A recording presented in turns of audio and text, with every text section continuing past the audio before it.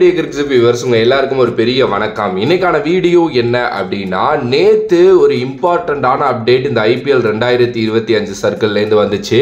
என்ன அப்படின்னா, Kolkata night Riders வந்து மென்டாரா நம்மளோட டுவைன் பிராவோ வந்து பாத்தீங்கன்னா சைன் பண்ணிட்டாங்க. இந்த நியூஸ் வந்த உடனே நான் வந்து இது ஏதோ ஃபேக் அப்படின்னு நினைச்சேன்.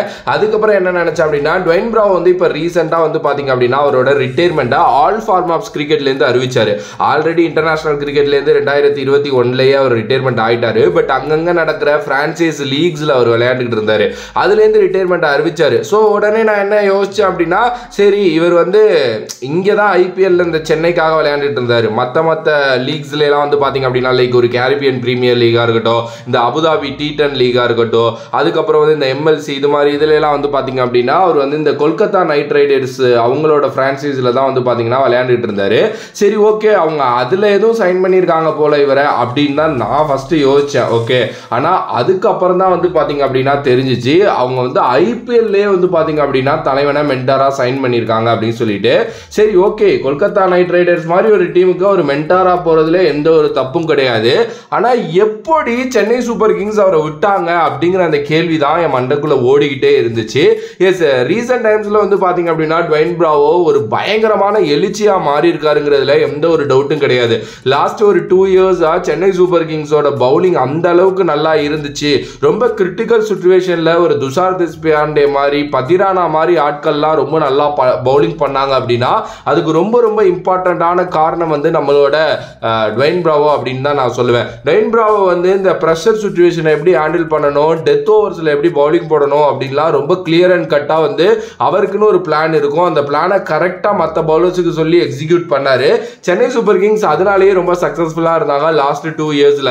இவ்வளோ ஏங்க, ஆப்கானிஸ்தான் கிரிக்கெட் லாஸ்ட் ஃபியூ இயர்ஸா அவங்களோட வளர்ச்சி எந்த அளவுக்கு இருக்கு அப்படிங்கிறது தெரியும். அதுவும் கடந்த வருஷம் இந்த வேர்ல்டு கப் இதெல்லாம் வந்து நடந்துச்சு. அதுக்கப்புறம் இந்த வருஷம் இந்த T20 வேர்ல்டு கப் நடந்துச்சு. இந்த T20 வேர்ல்டு கப்ல எல்லாம் ரொம்ப பயங்கரமா ஆப்கானிஸ்தான் பவுலிங் பண்ணாங்க. எஸ், அங்க இருக்கிற ஒவ்வொரு பவுலர்ஸுமே ரொம்ப கிரிட்டிக்கலா இருந்தாங்க விளையாடுறதுக்கு அப்படின்னா அதுக்கு ரொம்ப முக்கியமான காரணம் வந்து நம்மளோட டுவைன் பிராவோ. ஏன்னா ரீசெண்ட் டைம்ஸ்ல அவரை வந்து அங்க வந்து பவுலிங் கோச்சா அறிவிச்சாங்க. அண்ட் அங்கேயும் போயிட்டு அவர் வந்து பாத்தீங்க அப்படின்னா ரொம்ப நல்லா பண்ணாரு. அதுக்கப்புறம் அவர் எப்பயும் போல இந்த பிரான்சைஸ் கிரிக்கெட்ல வழக்கம் போல நல்லா பண்ணி விக்கெட்ஸ் எடுக்கிறது, டெத் ஓவர்ஸ் போறதுன்னு இருந்தாரு. ஸோ இதை பார்த்துக்கிட்டு இருந்த நம்ம வெங்கி மைசூர், அவர் தான் கொல்கத்தா நைட் ரைடர்ஸோட சிஇஓ, என்ன பண்ணியிருக்காரு அப்படின்னா, இது மாதிரி டிஜே பிராவோ நம்மள்ட்ட இருந்தா ரொம்ப நல்லா இருக்கும், நம்மளோட டீமை வளர்க்கறதுக்கு ஒரு பயங்கரமான டெவலப்மெண்ட் இதில் அவர் இருப்பாரு அப்படின்னு சொல்லிட்டு அவரை வந்து பாத்தீங்க அப்படின்னா சைன் பண்ணிட்டாரு. எனக்கு தெரிஞ்ச ஒரு பெரிய அமௌண்ட் கைமாறி இருக்கும் அப்படின்னு தான் நான் நினைக்கிறேன். ஐ மீன் சேலரியா தான் நான் சொல்றேன், தப்பா சொல்லல. ஏன்னா சென்னை ஒரு அமௌண்ட் கொடுப்பாங்கல்ல, அதெல்லாம் தாண்டி பெருசா தான் வந்து எனக்கு தெரிஞ்சு இது பண்ணுவாங்கன்னு நினைக்கிறேன். ஏன்னா அவர் வந்து கொல்கத்தா நைட் ரைடர்ஸ்க்கு மட்டும் இல்ல, நான் முன்னாடியே சொன்ன பாத்தீங்களா அந்த சிபிஎல் அங்க வந்து பாத்தீங்க அப்படின்னா அவர் வந்து விளையாண்டுட்டு இருக்காரு, எம்எல்சி விளையாண்டுட்டு இருக்காரு, IL T20 விளையாண்டுட்டு இருக்காரு. ஸோ இது எல்லாத்துலயுமே இதுக்கப்புறம் அவர் வந்து கொல்கத்தா நைட் ரைடர்ஸோ ஃபேமிலியா அந்த குளோபலி வந்து பாத்தீங்க அப்படின்னா போறாரு அப்படின்னு நினைக்கிறேன். ஸோ அதை தான் மைசூர், அவர் தான் வெங்கி மைசூர், அவரும் வந்து பிரஸ் ரிலீஸ்ல வந்து அவர் தான் சொல்லியிருந்தாரு, இது மாதிரி டிஜே பிராவோ வந்து எங்களோட இதுல ஜாயின் பண்ணது வந்து ஒரு எக்ஸைட்டிங் டெவலப்மெண்ட்டுக்காக மட்டும்தான். எஸ், அவர்கிட்ட வந்து ஒரு ரென்லெஸ் டிரைவ் வந்து வின் பண்றதுக்கு வந்து இருக்கு. அதே நேரத்தில் ஒரு பயங்கரமான எக்ஸ்பீரியன்ஸும் வந்து பாத்தீங்கன்னா வச்சிருக்காரு. அண்ட் ரொம்ப டீப் நாலேஜும் கிரிக்கெட்டை பத்தி இருக்கு. ஸோ அவரை எங்களோட பிரான்சைஸ் ஓவரால் இந்த குளோபலி ஆட் பண்றது வந்து எங்களுக்கு வந்து பாத்தீங்கன்னா பயங்கரமான பெனிஃபிட்டை கொடுக்கும். அதே நேரத்தில் பிளேயர்ஸுக்கு நிறைய வந்து நாலேஜும் ஷேர் பண்றதுக்கு ரொம்ப உதவியா இருக்கும். அதனால தான் அவரை நாங்கள் சைன் பண்றோம் அப்படிங்கிற மாதிரி மீடியா ரிலீஸ்லயே வந்து சொல்லியிருக்காரு. எஸ், உண்மையுமே ரொம்ப ஹாப்பி தான். சிஎஸ்கே அதை பத்தி போஸ்ட் போட்டிருந்தாங்க. அண்ட் இதை தாண்டி நிறைய ஃபேன்ஸ் வந்து என்ன சொல்லிட்டு இருக்காங்க அப்படின்னா, நீ முதுகுல குத்திட்டல, எங்களை முதுகுல குத்திட்டல அப்படின்னு சொல்லிட்டு இருக்காங்க. சிஎஸ்கே ஃபேன்ஸுக்கு வந்து அந்த எமோஷன்ஸ் இருக்கும். ஏன்னா almost 2011 to 2021 as a player அப்படின்னு நினைக்கிறேன், 22 வரைக்கும் நினைக்கிறேன். அதுக்கப்புறம் அவர் வந்து மென்டாரா ஒரு 2 இயர்ஸ் கிட்ட வந்து இருந்தாரு. எஸ், அந்த பவுலிங் கோச்சா இருந்தாரு, நாட் அ மென்டார், பவுலிங் கோச்சா இருந்தாரு. CSK and Bravo is an emotion, அதுல எந்த ஒரு டவுட்டும் கிடையாது. இன்னும் அவரு எவ்வளவு லீக்ஸ் போய் விளையாண்டாலும் அவருக்கும் அந்த சிஎஸ்கே எந்த அளவுக்கு ஒரு கனெக்டை கொடுக்குங்கிறது அவருக்கு தெரியும். பட் எண்ட் ஆஃப் த டேல cricket is a funny game and cricket is a பயங்கரமான ஒரு பிசினஸுக்கான கேம். நீங்களே நான் தான் சொல்றேன்ல, ஒரு கம்பெனிலேருந்து இன்னொரு கம்பெனிக்கு போறீங்க அப்படின்னா ஒரு பதவி உயர்வு கிடைக்குது உங்களுக்கு, அந்த நேரத்தில் சேலரியும் ஹைக் போடுறாங்க அப்படின்னா நீங்க அதை வாங்கிக்கிட்டு வேற கம்பெனிக்கு போயிருவீங்க தான். அந்த மாதிரி ஒரு கான்செப்ட் தான் இதுவும் அப்படின்னு நான் சொல்லுவேன்.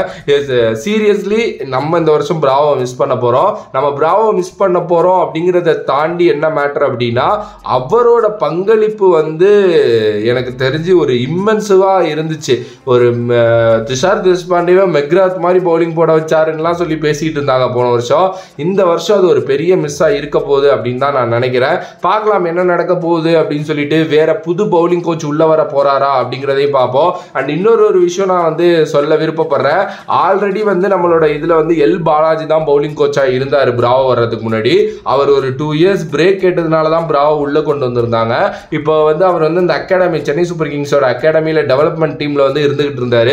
அகைன் இப்போ எல் பாலாஜி உள்ளே வருவாரா இல்லை வேற யாராவது புது பவுலிங் கோச்சை உள்ளே எடுத்துகிட்டு வர போகிறாங்களா அப்படின்னு சொல்லிட்டு நம்ம வெயிட் பண்ணி தான் பார்க்கணும். அண்ட் உங்களோட கருத்து இதை பற்றி என்னவோ மறக்காமல் கமெண்ட் பாக்ஸில் கமெண்ட் பண்ணுங்க. And if you like the video please like share and subscribe to நம்மளோட கிரிக்ஸிப் சேனல். வேற ஒரு வீடியோவில் வேற ஒரு கான்செப்ட்ல உங்களை சந்திக்கிறேன். Another bye from Vijay Mani. Love you all. Stay safe மக்களே.